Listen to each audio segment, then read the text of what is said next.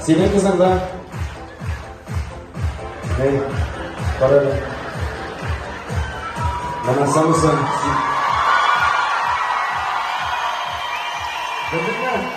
Benim işi yaratalar ha? Ben senin gelinle yaratasın mısın? Ha? Eyvallah kişi o. Yaratam. İşin ne? Yaratam. Son yüzüne ey.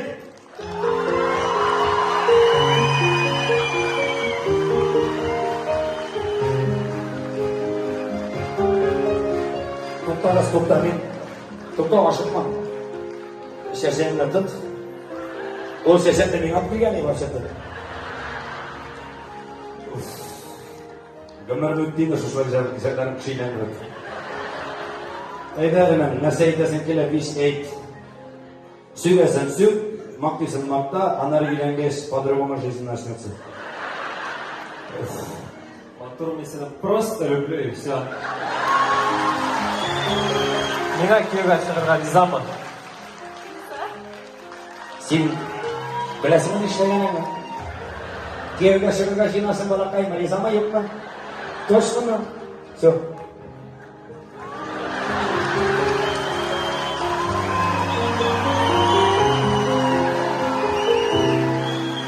Min sine, böyle yarata, ekliğine bulsana.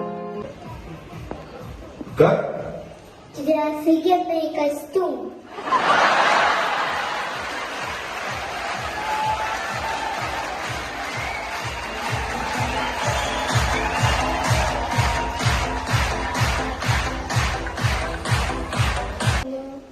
А, это тебе, да? Все, ладно, ладно.